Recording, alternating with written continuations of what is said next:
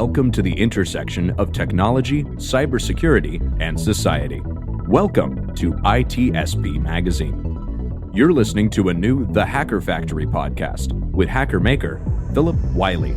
You're about to discover what the role of a professional hacker entails, the different specializations it holds, and what it takes to learn and become one. Enjoy the conversation as Phillip and guests unveil the secrets of professional hacking, a mysterious, intriguing, and often misunderstood occupation. Knowledge is power, now more than ever. BugCrowd's award-winning platform combines actionable contextual intelligence with the skill and experience of the world's most elite hackers to help leading organizations identify and fix vulnerabilities, protect customers, and make the digitally connected world a safer place. Learn more at bugcrowd.com.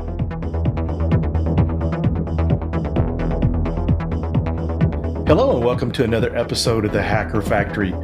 I'm your host, Phillip Wylie, the Hacker Maker. In each episode, I have a unique guest sharing their story and advice on getting started in the cybersecurity industry. And today I'm really excited to introduce my friend Peter. We met at a security conference years ago, and we recently saw each other again for the first time in probably almost 2 years at Texas Cyber Summit. And he was sharing his story with me there, and I thought, man, this would be a great story for my listeners. So welcome to the show, Peter. Hey, Phillip, thank you so much for having me. Really excited to be here. Thank you. Well, it's great to have you. It's always great to see people succeed. I mean, this is an industry that with a lot of opportunity, but it's not always real easy to get into. And and when people share stories of how they get in, that kind of gives other people hope. So why don't you introduce yourself for our listeners and kind of tell us a little bit about you? Yeah, definitely. So my name is Petar Lachkov, and you see the middle initial there is R, so that's Rumenov. So Petar Rumenov Lachkov, and I was born in Bulgaria, and I lived in Bulgaria for about 12 years, I want to say, and I moved to Texas from Bulgaria in 2002, and I've been here for 18 years. I didn't know any English when I first moved here, and I've always been kind of on the computer ever since I was a little kid, using dial-up, and always been fascinated with technology things, always like taking apart old telephones and put them together. And so in that aspect, I've always kind of enjoyed technology. And right now I work as a threat intelligence analyst for a startup out of California. It's called Inspective, and it's a bug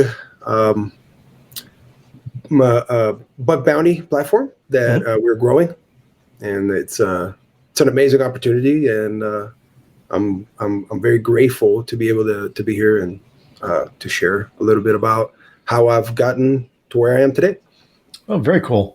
So, you kind of said you had an interest as younger in computers and how things work. So when you got started in the industry, did you go to school for cybersecurity or anything like that? Or so how did you get in? So, thank you. Yeah, I should have clarified that a little bit. That's okay. Yeah, that's okay. So I was on a, I guess you could say, still party mode, maybe, I want to say 6 years ago, right?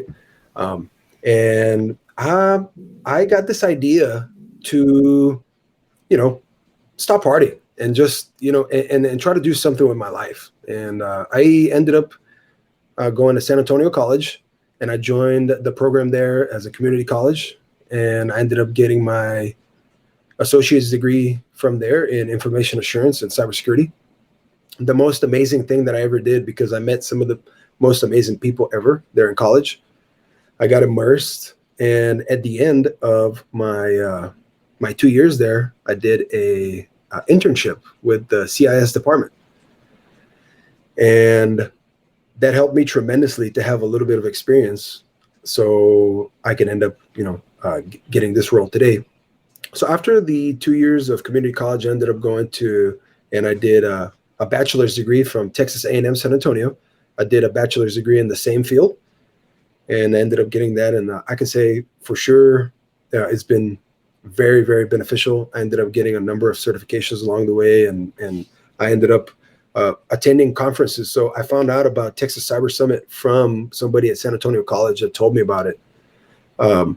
And I met the organizer, Joseph, and then I ended up, going to these amazing conferences where I've met so many inspirational people that started from nothing and ended up, so successful and are so willing to help other people. Yeah, it's very cool. And one of the things I really love about San Antonio, this seems like there's a lot of opportunity for cybersecurity there, a lot of good resources and people to connect with. So that's really pretty cool. And I really wasn't that familiar with that until I went to like the first Texas Cyber Summit I attended was in 2018. So I really wasn't aware of the cybersecurity scene there, but it really makes sense. I guess you have like an Air Force base there. And so there's a lot of that influence there, as well as some great education resources. So that's pretty cool. Yeah, there's a lot of military in San Antonio. So there's a lot of, cybersecurity, especially is like it's just growing in San Antonio, especially.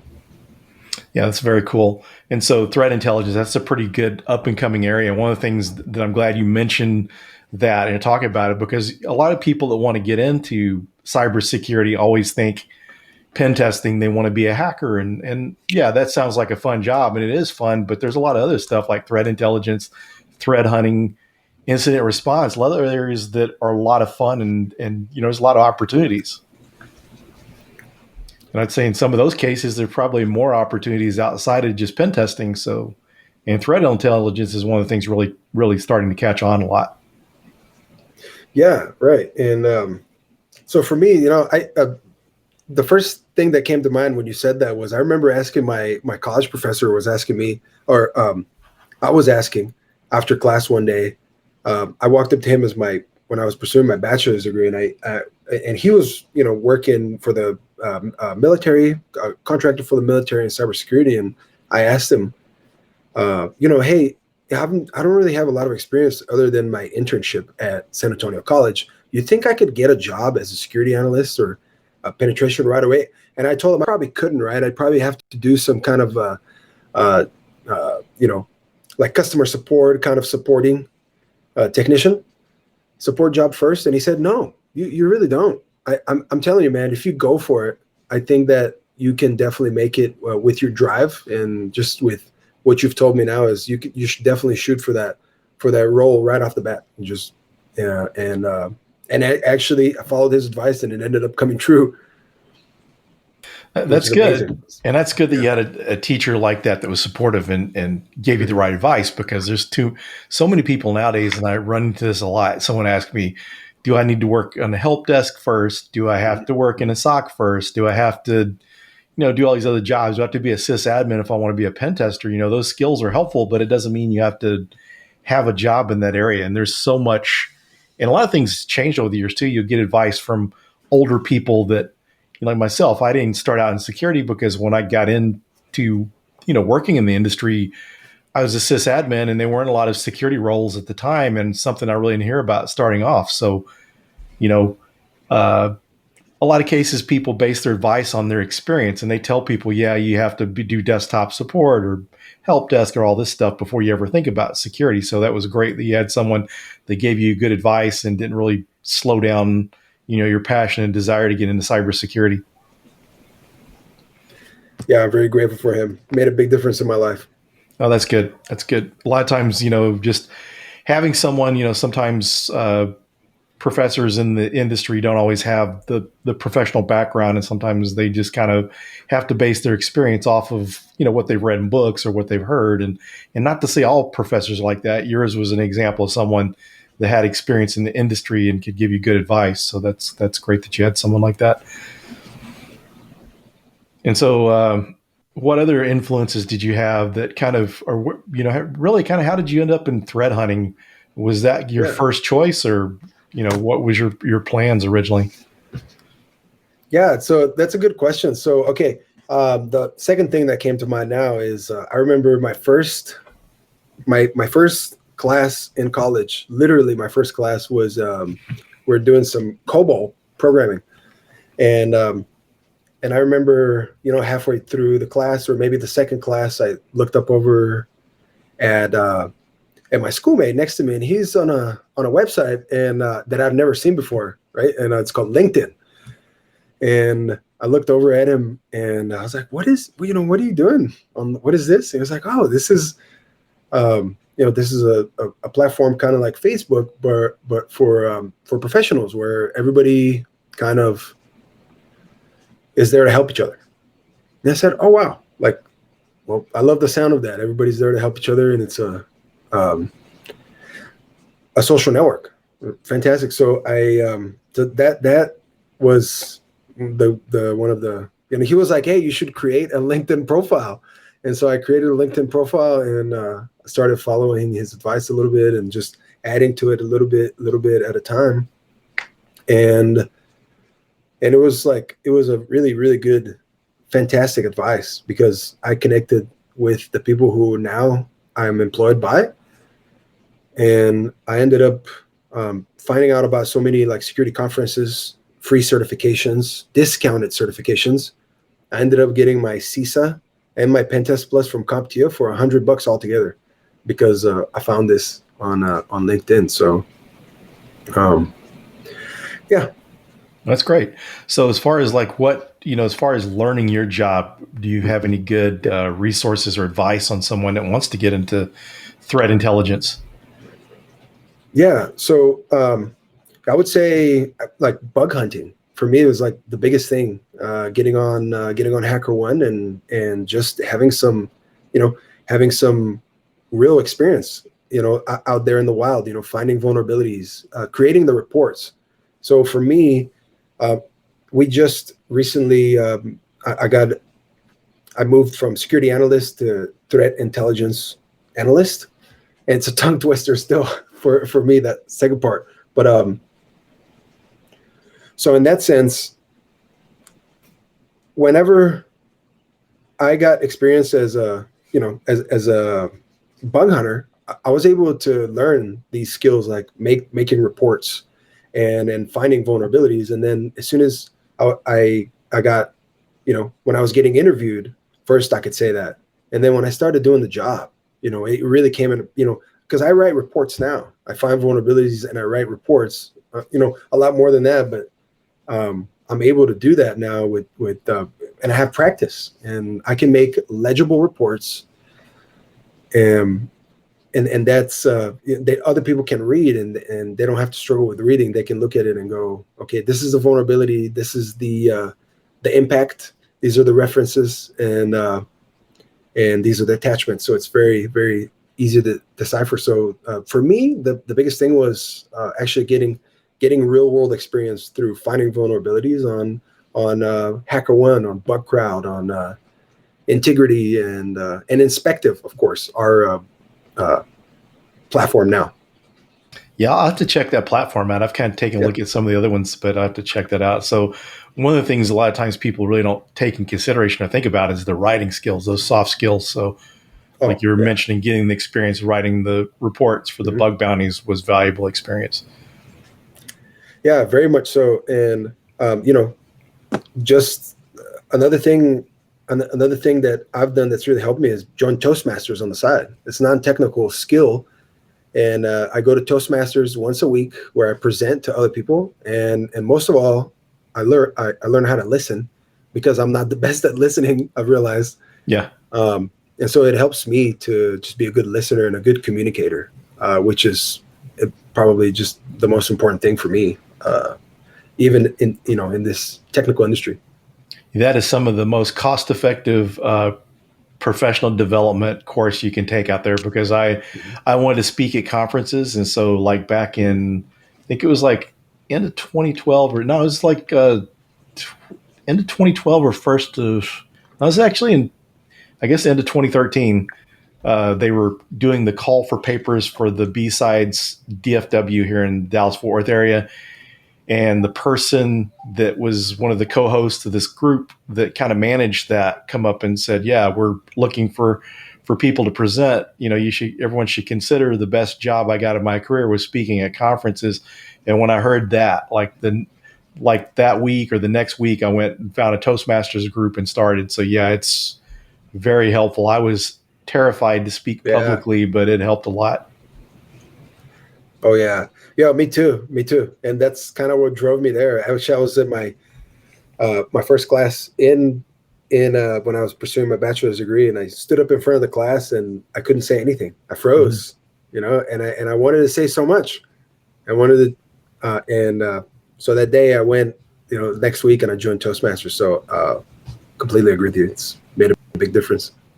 Yeah, that's great. And one of the things for anyone listening, you definitely want to check it out, because you may think I've had a speech class in college, but I had a speech class in college, and it was really more of writing speeches than really being critiqued on the way you speak. Mm-hmm. And so, Toastmasters, since you've got someone critiquing your presentations, as well as the impromptu speaking when people are, buzzing you or whatever, when you say ums and different filler words, and it helps. It really makes you stick. And one of the things too, I bet you probably noticed too, since going through Toastmasters, you really pay a lot more attention to other people speaking and stuff. Mm-hmm. Oh yeah. Yeah, definitely. And another added benefit. Yeah, you definitely do. And another added benefit was just, giving people feedback, supportive feedback. A lot of the times it's so hard when you try to give feedback to somebody.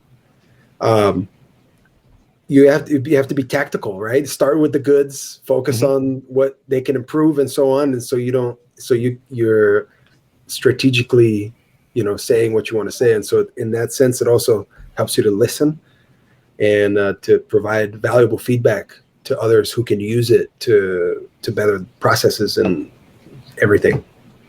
Yeah, it's a very, very good point there, because and one of the things that the scene really helped me with Toastmasters is, and I don't know if you experienced this too, but I was terrified to speak. And then we used to videotape our talks.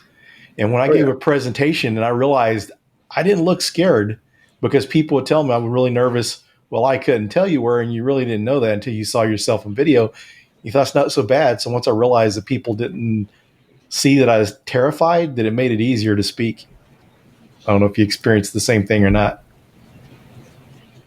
Yeah, definitely. Yeah. So that was one of the things that helped me the most with giving presentations was taping myself and watching it later.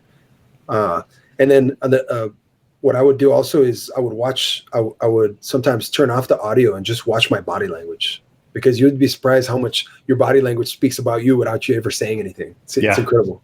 It's funny, some of the habits you have too. Sometimes, I used to do this thing where if my shirt wasn't tucked in, I would hold on to the tail of my shirt just for some reason, just kind of a nervous thing. It's funny when you do those things. So it's really awesome that you got your degree and certifications. So if you had it to do all over again, would you do anything different? So that is a good question. Although there are probably, certain things that I could do more efficiently, I think first I'd have to think about it. And then I wouldn't trade the experience for anything, because it taught me so much. It taught me resilience. It taught me that staying up till 2 a.m. and studying for the test at 8:30 is it's not the most pleasant thing, but it's so worth it. It's so worth it.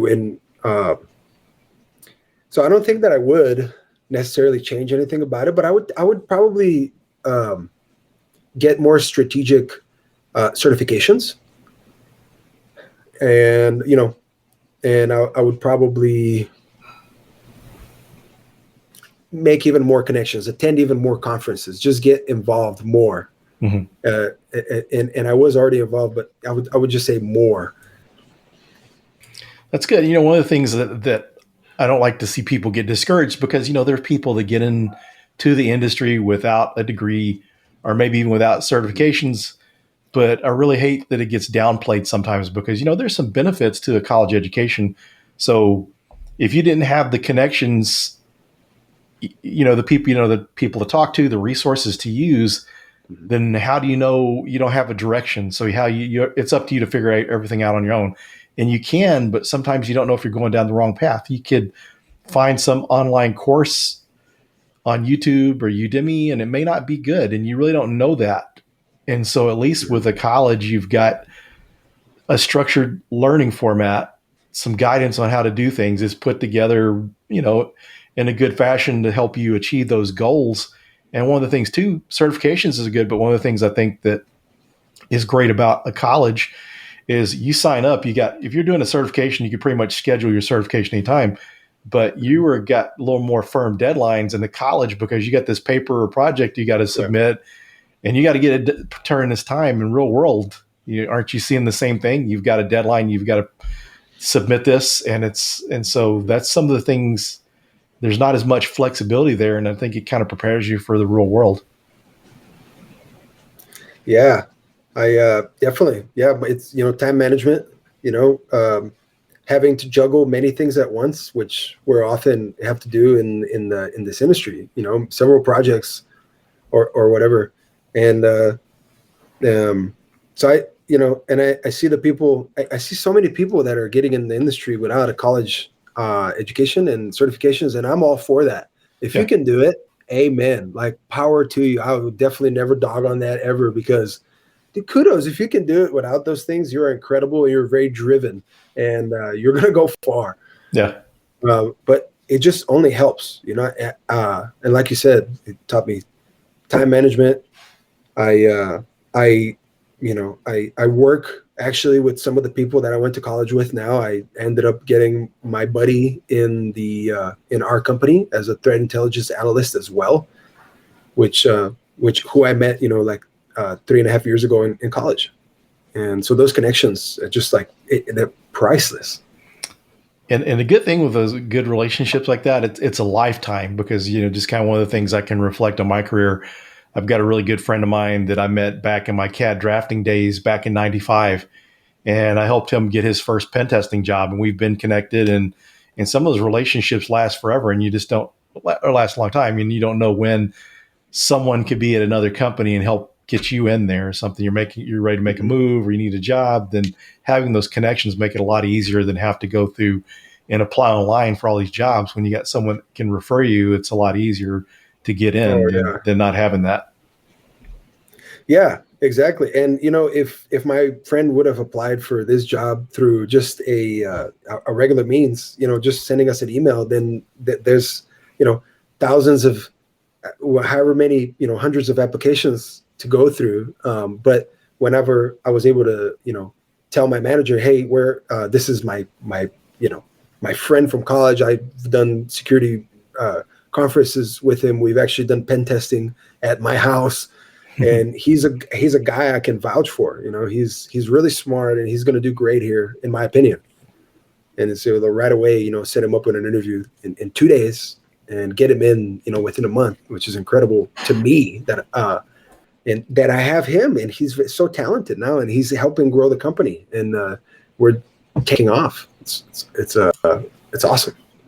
That's good. One of the things about referrals, when you're applying for these different companies, their online software that they use, you don't know what algorithm is going to look for what keywords. You could be perfectly suited for the job, because one of my jobs, I went to work for US Bank.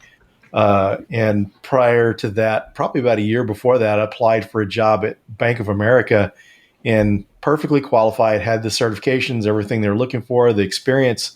Didn't hear from them until about a year later.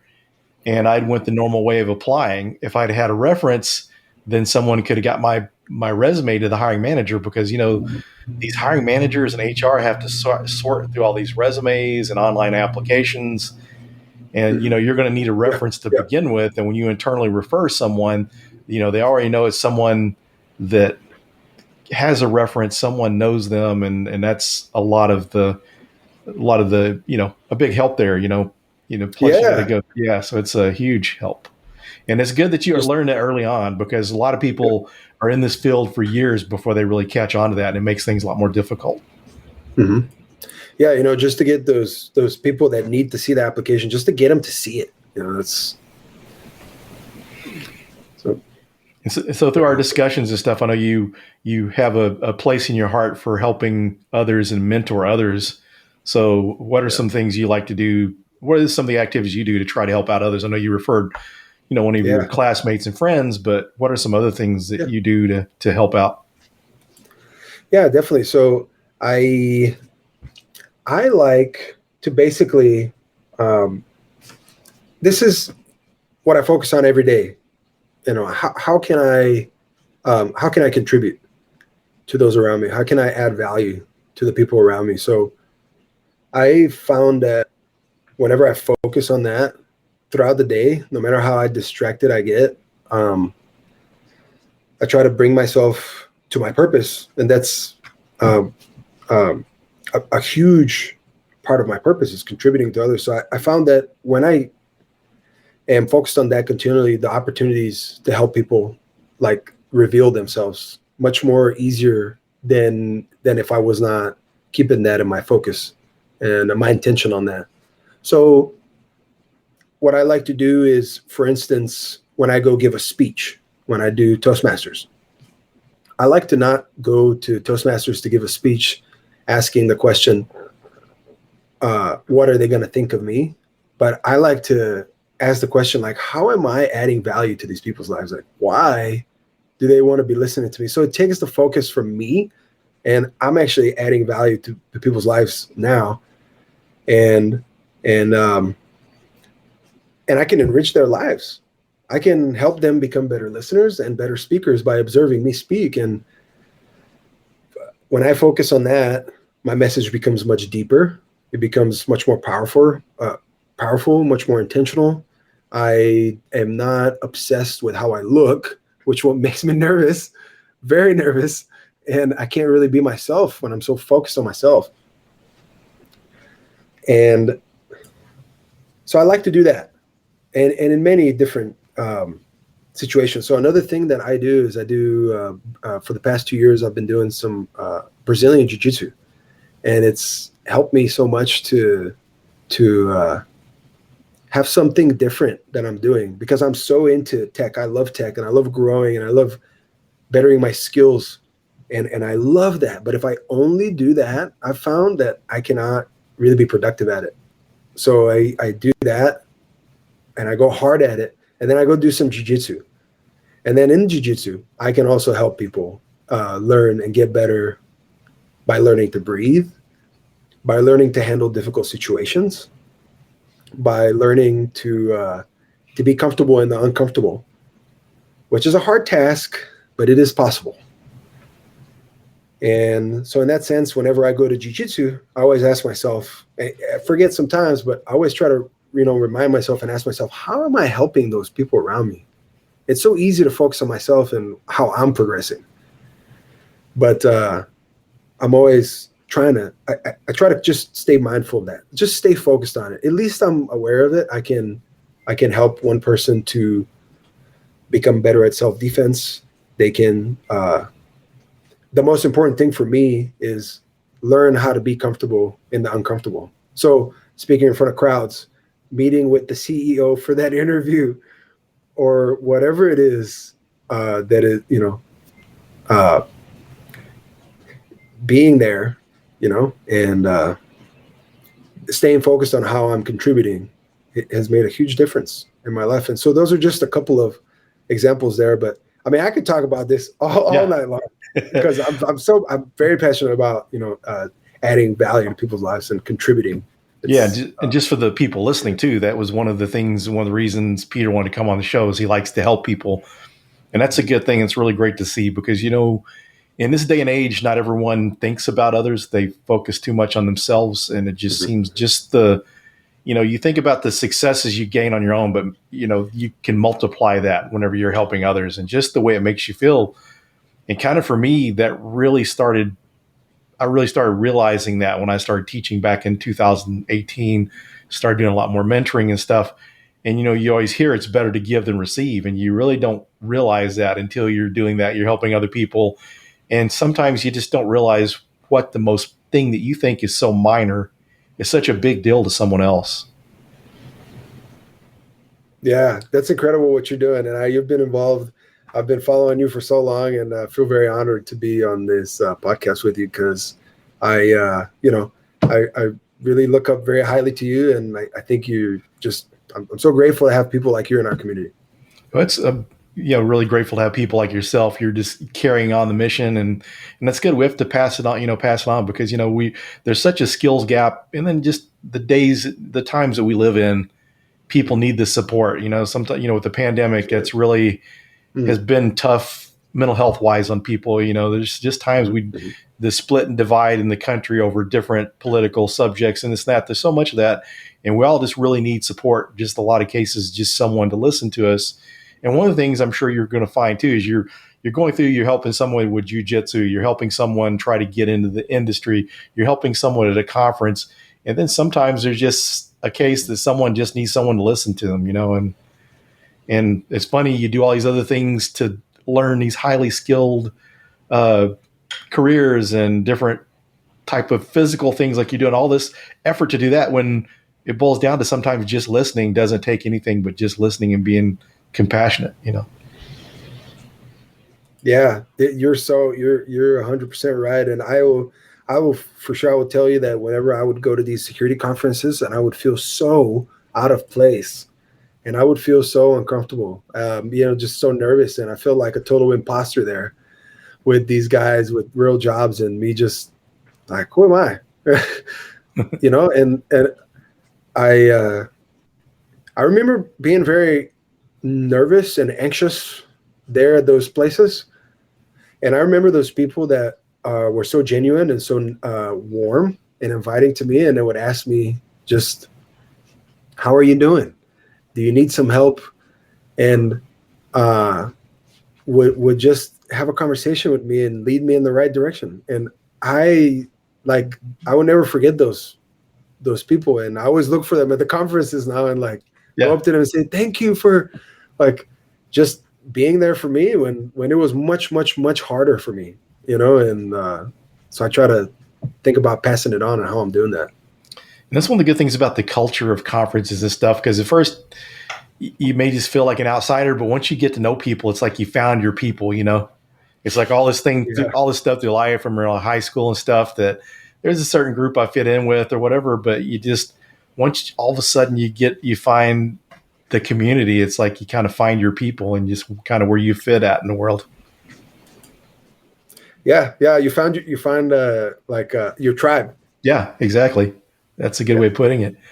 So we're getting down towards the end of the show, and I'd like to give you the opportunity to share something maybe you didn't discuss during our conversation, or any kind of shout outs that you'd like to give. Mm-hmm. Well, I would like for anybody listening to first check out Inspective. We have an awesome platform, I have to say. We're 4 years old. We're always hiring. We are growing. We're based out of El Segundo, California, and we are a awesome security solution for fast-growing companies. So we're basically a turnkey solution where you just turn the key and then you see results. And what we do is, contrary to other bug bounty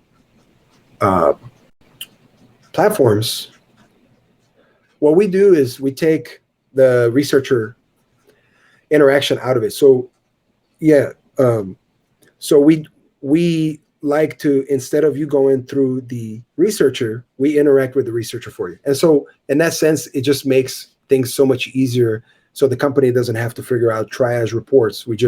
It's company to company, and you get real reports. So anyway, just a little bit about who I work for. We're an amazing company. I'm very grateful to work for Inspective.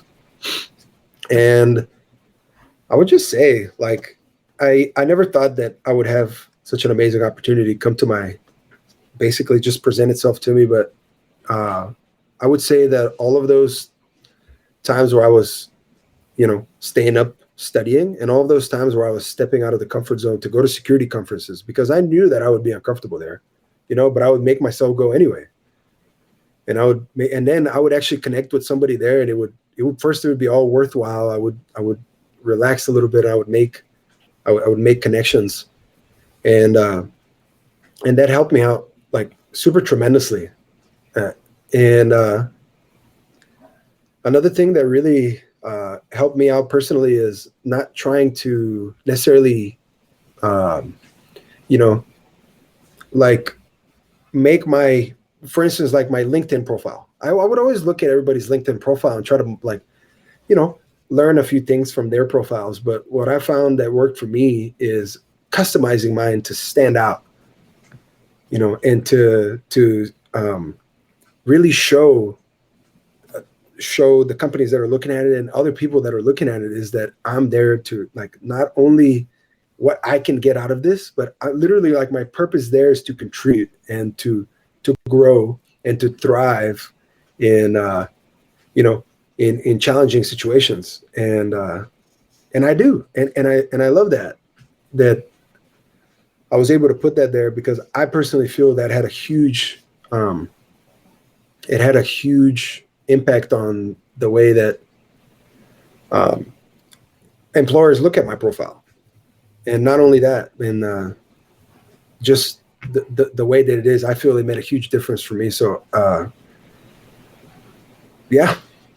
That's great advice. You're wise beyond your years, and I really like what all you're doing, your mission, and great to see you being involved in the community. That's awesome. And just for the people listening too, just you mentioned bug bounty, and that's kind of how I used to be a bug crowd ambassador, and part of the reason I got involved was I told people that if you want to get experience in the industry, do bug bounties because you're practicing in real live production environments. Vulnerable VMs or purposely vulnerable apps are good to practice in, but a lot of times employers want actual experience. And so when you get the actual experience, it helps.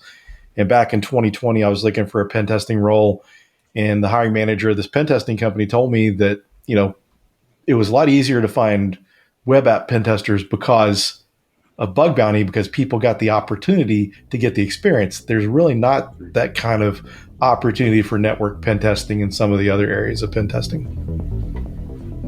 Yeah, that's a very good point. I just feel like that was one of the biggest contributors to me to my growth and getting this amazing opportunity is just having that experience, finding. And then once, a lot of the times you also have the opportunity to go past the web application and into the network and then scale things up as well. So yeah, so you can, there's a lot more than just web app pen testing. With web app pen testing, you can go deeper, and it's incredible. Yeah, that's awesome. I appreciate you taking the time to do this podcast episode. I appreciate your time. Thanks. Absolutely, Philip. Yeah. Thanks for having me. Yeah. I hope that, I hope that I can connect with some of your listeners. Please reach out to me on LinkedIn, Petar Lachkov, spelled with an A. And we'll be sharing Peter's LinkedIn profile on the show notes, so it'd be easy for you to find him. So thanks again, Peter, and thanks everyone for joining. Thank you, guys. BugCrowd's award-winning platform combines actionable contextual intelligence with the skill and experience of the world's most elite hackers to help leading organizations identify and fix vulnerabilities, protect customers, and make the digitally connected world a safer place. Learn more at bugcrowd.com. We hope you enjoyed this episode of the Hacker Factory podcast with Phillip Wylie. If you learned something new and this podcast made you think, then share itspmagazine.com with your friends, family, and colleagues. If you represent a company and wish to associate your brand with our conversations, sponsor one or more of our podcast channels. We hope you will come back for more stories and follow us on our journey. You can always find us at the intersection of technology, cybersecurity, and society.